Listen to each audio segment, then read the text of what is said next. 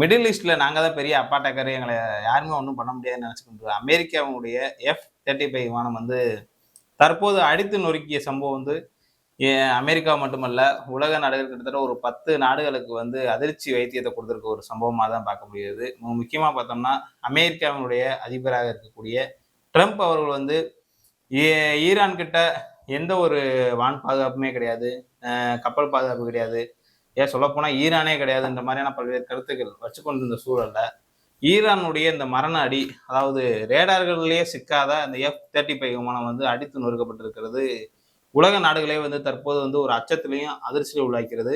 முக்கியமா பார்த்தோம்னா, அந்த $100 மில்லியன் பொருந்தக்கூடிய அந்த விமானமானது எப்படி அடித்து நொறுக்கப்பட்டது? ட்ரம்ப் அவர்கள் வந்து எந்தெந்த வகையில வந்து பொய்ய சொல்றார்? இத பத்தி தான் அந்த காணொளியில பார்க்க இருக்கிறோம். வணக்கம். நான் உங்கள் சிவசாமி. இது நம்முடைய கேள்வி. அது உங்களுக்கு தெரியும். இஸ்ரேல், அமெரிக்கா கூட்டு ராணுவ நடவடிக்கையால் ஈரான் தொடர்ந்து வந்து பாதிக்கப்பட்டிருக்கக்கூடிய ஒரு சம்பவம் வந்து ஒரு புறம் நிகழ்ந்தாலும், முக்கியமா பார்த்தோம்னா, ஈரானுடைய அதி உயர் தலைவரா இருந்த கமேனி அவர்கள் வந்து இஸ்ரேல், அமெரிக்கா வந்து தொடர்ந்து வந்து எந்த ஒரு ஒரு போர் அறிவிப்புமின்றி பேச்சுவார்த்தை நடக்கக்கூடிய சூழல்ல வந்து கொலை செய்யப்படுறாங்க. இதனொட்டி பார்த்தோம்னா, இரு நாடுகளுக்கு இடையான ஒரு போரானது தற்போது வந்து நடந்து கொண்டு கிட்டத்தட்ட ஒரு 3 வாரங்கள் வந்து கடந்து கொண்டு இருக்கிறது. ஆனால் எந்த ஒரு விதத்திலயும் வந்து இந்த நேரத்துல இஸ்ரேலோ, அமெரிக்காவோ வந்து போர் நடவடிக்கைக்கான சரியான ஒரு நிபந்தனைகள கூட இது பண்றதில்ல. ஏன்னா பல்வேறு இடங்கள்ல வந்து இங்க குழந்தைகள் இருக்கக்கூடிய அந்த பள்ளிகள் மீது தாக்கப்படுறாங்க. பொதுமக்கள் வாழக்கூடிய இடங்கள்ல தாக்குதல் பண்றாங்க. பதிலுக்கு வந்து ஈரான் ஒண்ணு வந்து கிட்டத்தட்ட ஒரு 8 நாடுகள் வந்து தொடர்ந்து வந்து சண்டையிடுகிறது. இதற்கு மத்தியில பார்த்தோம்னா, இந்தியா முழுக்க ஈரானுக்கு ஒரு புறம் ஆதரவு, இன்னொரு புறம் வந்து இஸ்ரேல், அமெரிக்காவுக்கு ஆதரவு. அதாவது ஈரான் செய்வது தான் சரின்ற மாதிரியான பல்வேறு கருத்துக்கள பல நபர்கள் வந்து சொல்லிக்கிட்டு இருக்காங்க. இன்னொரு புறம் அமெரிக்காவினுடைய வல்லாதிக்கம் தான் இந்த இடத்துல வந்து தொடர்ந்து வந்து இருக்கிறது. ஏன்னா, உலக ரவுடியாக ட்ரம்ப் வந்து தன்னை காட்ட நினைக்கிறான்ற மாதிரிலாம் பல்வேறு கருத்துக்கள் வைக்கிறாங்க. உங்களுக்கு தெரியும் அண்மையில வந்து பகல்காம் அந்த தாக்குதல் நடந்தபோது கூட இந்த போர் வந்து இந்தியாவுக்கும் பாகிஸ்தான் நடந்துச்சு. இதனை ஒட்டி பார்த்தோம்னா, ட்ரம்ப் வந்து தொடர்ந்து கிட்டத்தட்ட ஒரு 100க்கும் மேற்பட்ட முறையில வந்து இந்தியா, பாகிஸ்தான் போரையே வந்து நான் தான் நிறுத்தினேன். நான் தான் எல்லாமே பண்ணி முடிச்சேன்ற மாதிரியான ஒரு கருத்தை வச்சுக்கிட்டு இருந்தாரு. அப்ப இந்த போரை நம்ம எப்படி பார்க்கலாம்னா, இந்த F-35 விமானம் எப்படி நொறுக்கப்பட்டது? ஏன்னா ரேடார்கள்லயே சிக்காதாம். அப்படியே பறந்துகிட்டே இருக்குமா. யாராலையுமே தாக்கவே முடியாதாம். எதிரிகளே அஞ்சக்கூடிய வகையில இந்த விமானம் இருக்குமா. அதனால தான் நாங்க வந்து $100 மில்லியன் இணையான இந்த விமானத்த வந்து நாங்க தயார் பண்ணியிருக்கோம். அப்படின்ற மாரி பல்வேறு கருத்து வச்சிருந்தாங்க.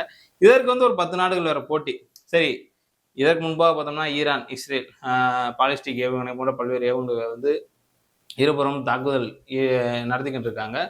அப்படி இருக்கக்கூடிய சூழல்ல ஈரான் எப்படி இத அழிச்சிச்சுன்னு பார்த்தோம்னா, முக்கியமா பார்த்தோம்னா, இந்த F-35 விமானமானது வந்து பெரும்பாலும் வந்து ரேடார் கண்ணுக்கே தெரியாது. அதான் இயற்கையான ஒண்ணு. ஏன்னா, எங்க பறக்குது, எப்படி பறக்குதுன்னு தெரியாது. ஏதாவது குண்டு போடனா கூட அத போடுவாங்க.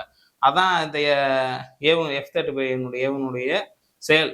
ஆனா, ஈரான் என்ன பண்ணிட்டாங்கன்னா, இதற்கு ரேடார் மூலியமா அத கண்டுபிடிக்க முடியாது. ஆனா, இது எங்கேருந்து வெப்பத்த விடுது அப்படின்றத வந்து இயல்பா எங்களால கண்டுபிடிக்க முடியும்னு சொல்லிட்டு, பல்வேறு இந்த விமானத்த பற்றி தெரிஞ்சவங்க, நிபுணர்கள், சர்வதேச போர் பற்றி தெரிந்த வல்லுநர்கள்லாம் என்ன சொல்றாங்கன்னா, இதற்கு வந்து ரேடார்ல சிக்காது.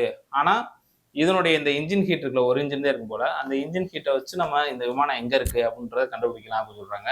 இதற்கு முன்பா பார்த்தோம்னா, பல நாடுகளோட வந்து அமெரிக்கா வந்து போரின் போது இந்த விமானத்த வந்து இயக்கி இருந்தாலும், இஸ்ரேலுக்கு வந்து வான் பாதுகாப்பே இல்ல. இஸ்ரேல்ன்ற ஒரு நாடே இல்லைன்ற சூழல்ல, நாங்க பாருங்க அவங்கள வந்து அடித்து காமிக்கிற மாதிரியான ஒரு உலகத்துக்கு ஒரு எச்சரிக்கக்கூடிய வகையில அமெரிக்காவுடைய ட்ரம்ப், நீங்க எந்த விமானத்த வேணா கொண்டு வாங்க. எங்களுடைய ஏவுகணைகள் உங்கள சும்மாவே விடாதுன்ற மாதிரியான ஒரு சம்பவத்த செஞ்சிருக்காங்க. அது வந்து தற்போது வந்து அமெரிக்காவுக்கு வந்து ஒரு $100 மில்லியன் இழக்கக்கூடிய ஒரு சூழல் இருக்கிறது. இதற்கு என்ன சொல்றாங்கன்னா, ட்ரம்ப் வந்து அப்படிலாம் கிடையாது. நாங்க தரையிறக்கிட்டோம் அப்படின்னு சொல்றாங்க. ஆனா, அந்த கருத்து பேசப்பட்டிருக்கக்கூடிய அதே சூழல்லயே வரும்னா, இங்கிட்டு இன்னொரு விமானம் கூட தாக்கப்பட்டிருக்கிறது. அதுவும் பேசுபொருளாகல. ஏன்னா, சர்வதேச அளவில் உள்ள ஊடகங்கள் அனைத்துமே ட்ரம்ப்புக்கு கட்டுப்பட்டு இருக்கிறாங்க.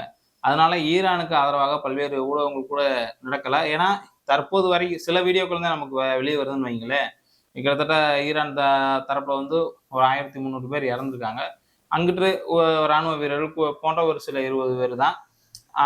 இந்த சூழல் தான் தற்போது நடந்து கொண்டிருக்கிறது. இந்த போருக்கு மத்தியில பார்த்தோம்னா, இந்த F-35 விமானத்த வாங்குவதற்காக இந்தியா உள்ளிட்ட ஒரு 10 நாடுகள் வந்து கடும் போட்டி போட்டுக்கிட்டு இருந்தாங்க. இத எப்படியா நம்ம வாங்கணும். நம்ம நாட்டுக்கு இந்த விமானம் இருந்துச்சுன்னா, நமக்கு ஒரு நல்லதா இருக்கும். பாதுகாப்புக்கு உதவும்னு சொல்லிட்டு நடந்து கொண்டிருக்கிற சூழல்ல, இந்த விமானம் வந்து தாக்கப்பட்டது தற்போது ட்ரம்ப்புக்கே ஒரு அசிங்கமா போச்சு. ஏன்னா கீழே விழுந்தாலும் மீசையில மண்ணு மொட்டாதுன்னு சொல்லுவாங்க பாருங்க. அது மாதிரி தான் ட்ரம்ப் வந்து என்ன பண்றாருன்னா, நான் இந்த விமானம் வந்து இதெல்லாம் பண்ணல. நாங்க தான் கீழ இறக்கணும் அப்படின்ற மாரி சொல்றாரு. ஸோ இப்ப நம்ம என்ன தெரிஞ்சுக்கிறோம்னா, ட்ரம்ப் தற்போது வந்து போர்ல இருந்து தொடர்ந்து வந்து தோல்வி வந்து தழுவிக் கொண்டே இருக்கிறார். மறுபுறம் பார்த்தோம்னா, அங்கிட்டு வடகொரிய அதிபர் கிம் ஜாங் உன் அவங்களுடைய மகளோட சேர்ந்துக்கிட்டு ராணுவ நடவடிக்கை ஒத்திகைலாம் பார்த்துக்கிட்டு இருக்காங்க. அது ட்ரம்புக்கு வந்து ஒரு வகையில வந்து அச்சுறுத்தல் நடந்து கொண்டு இருக்கிறது. இன்னொரு புறம் பார்த்தோம்னா, ஈரானுடைய பதிலடி.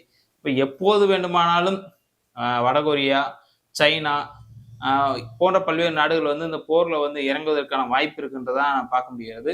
இப்படி பேசிக்கொண்டிருந்த சூழல்ல பார்த்தோம்னா, இன்னொரு கருத்து, இன்னொரு செய்தி கூட வெளியாகிறது. கிட்டத்தட்ட இந்தியாவினுடைய 21 எண்ணெய் கப்பல், கேஸ் கப்பல் கூட அந்த ஹார்முஸ் அந்த நீர்வழி வழியா பார்த்தோம்னா வெளிவந்திருக்கிறது.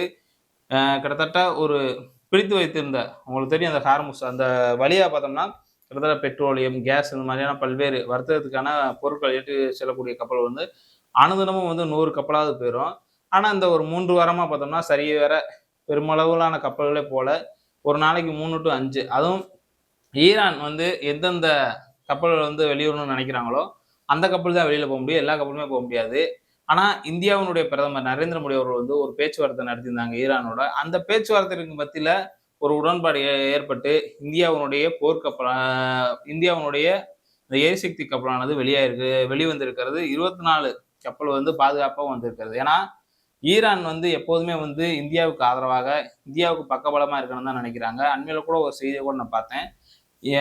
நாங்க வந்து அ இந்த கச்சா எண்ணெய் போன்ற எரிபொருள் வந்து இந்தியாவுக்கு நாங்க அந்த கப்பல் வந்து அனுப்பி வைக்கிறது வந்து இந்தியாவ தாண்டி இந்தியா மக்கள் வந்து எங்களோட அதிகமா எங்கள நேசிக்கிறாங்க.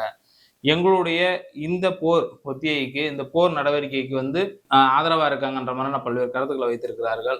தொடர்ந்து இது போன்ற சம்பவங்கள் இஸ்ரேல் ஒரு புறம் வந்து தொடர்ந்து வந்து தாக்குதல் பண்ணியிருக்காங்க. அந்த நாட்டினுடைய அ இஸ்லாமிய புரட்சிகர காவல் படையினுடைய தளபதியா இருந்தவர் வந்து முகமது அவர்கள் கூட கொலை செய்யப்பட்டிருக்காங்க. இதற்கு பதிலடியா பார்த்தோம்னா, பல்வேறு தாக்குதல் வந்து ஈரானும் வந்து மிக வீரியமாக எடுத்துக்கிட்டு இருக்காங்க. இப்ப அந்த போர் நம்ம எப்படி பார்க்கணும் இறுதியா? இப்ப நான் இப்ப உங்களுக்கு சொல்லியிருக்கேன். இந்த போர் ஒரு புறம் நடந்து கொண்டு இருக்கிறது. ட்ரம்பினுடைய க ஒரு கொடுங்கோல் ஆட்சி மாரியான ஒரு சம்பவம் கூட நடந்திருக்கிறது. இதற்கு மத்தியில வந்து இன்னொரு ஒரு அதிர்ச்சிகரமான ஒரு சம்பவம் கூட நடந்திருக்கிறது. அதாவது கத்தார் போன்ற பல்வேறு நாடுகள்ல இந்த போர் நடவடிக்கையில வந்து பல்வேறு எரிசக்தி அதாவது இது பண்ணுவாங்கல்ல பெட்ரோலியம் இதெல்லாம் தயாரிக்கக்கூடிய, கேஸ் தயாரிக்கக்கூடிய பல்வேறு இடங்கள்ல வந்து சில ஏவுகணைகள் கூட தாக்கப்பட்டிருக்கிறது. இதனால் பார்த்தோம்னா, சர்வதேச அளவுல வந்து உலகங்களே ஒரு அச்சத்துல இருக்கக்கூடிய வகையில தான் நம்ம பார்க்க முடியுது. ஏன்னா, இது இயல்பு நிலைக்கு திரும்ப ஒரு 5 வருஷமாவது ஆகும்னு ஒரு கருத்த வைக்கிறாங்க. ஏன்னா, வளைகுடா நாடுகள் அதாவது இங்க இருக்க Dubai, Qatar, Oman, a a is Israel, Iran, Saudi Arabia போன்ற பல்வேறு பக்ரைன் போன்ற பல்வேறு நாடுகள் வந்து பார்த்தோம்னா, இந்த பெட்ரோலியம் போன்ற முக்கியமான துறைகள் மூலமா தான் அவங்களுடைய நாடோட வளர்ச்சியா இருக்கிறது. ஆனா, அமெரிக்காவினுடைய இந்த ஏகாதிபத்தியத்திற்கு அடிபணிந்து இஸ்ரேலினுடைய தொடர் தாக்குதல் வந்து அ உலக அளவில பல்வேறு மக்களுக்கு வந்து ஒரு தீமை ஏற்படுத்தக்கூடிய வகையில தான் இருக்கிறது. முக்கியமா பார்த்தோம்னா, இந்தியாவுக்கு இது ஒரு பெரும் ஒரு ஆபத்தான ஒரு சூழலா தான் பார்க்க முடியுது. ஏன்னா, அண்மையிலேயே உங்களுக்கு தெரியும் இன்றைய தினம் பார்த்தோம்னா, பெட்ரோலியோட பிரீமியம் விலை ரூ. 2 கூடியிருக்கிறது. இன்னும் என்னென்ன விலை கூட போகுதுன்னு தெரியல. நேற்றெல்லாம் ஒரு கடைக்கு போய் சாப்பிட போறேன். வழக்கமா வந்து சாப்பிடுறதுக்கு இட்லி வந்து ரூ. 7 ரூ. 8 சொல்லக்கூடிய இடங்கள்ல ரூ. 10 ரூ. 12 ரூ. 15 வரைக்கும் போய்க்கிட்டு இருக்குது. வடை அதே மாதிரி தான் கூடிக்கிட்டு இருக்கு. சிக்கன் ரேட்லாம் பார்த்தோம்னா ரூ. 30 விக்கப்பட்ட அந்த 65 அது கூட உச்சத்துக்கு இருக்கு. இது வந்து நான் பார்த்த வரைக்கும். இது நான் வந்து அன்றாடம் சாப்பிடுறதுலேருந்து நம்ம தெரிஞ்சுக்கிட்டது. இன்னும் என்னென்ன விலை உயர்ந்திருக்கோ இதெல்லாம் வந்து இன்னும் பொறுத்திருந்து தான் பார்க்கணும். ஏன்னா இந்திய மக்கள் நாம் எப்பயுமே வந்து ஒரு அணிசேரா நாட்டினுடைய ஒரு நாடா தான் இந்தியா இருக்கிறது. எத்தனையோ போர் நடந்த போதிலும் இந்தியா வந்து ஒரு நடுநிலை வகித்து பாதிக்கப்பட்ட மக்களுடைய பக்கம் தான் இருக்கிறது. தற்போது வந்து ஈரான் போன்ற நாடுகள் வந்து தொடர்ந்து வந்து பாதிப்புக்குள்ளாறாங்க. இந்த ஈரான் பக்கம் தான் நம்மளுடைய இந்தியாவும் இருக்கின்றதா இந்த நேரத்தில் நான் தெரிவித்துக் கொள்கிறேன். நீங்களும் வந்து இந்த போர்ல வந்து யார் பக்கம் நிற்கின்றத கமெண்ட்ஸ்ல சொல்லுங்கன்றதான் அந்த நேரத்தை தெரிவித்துக் கொள்கிறேன். அடுத்து ஒரு நல்ல காணொளியோடு உங்களை சந்திக்கிறேன். அதுவரை உங்களிடம் வந்து விடைபெறுவது உங்கள் சிவசாமி. நன்றி.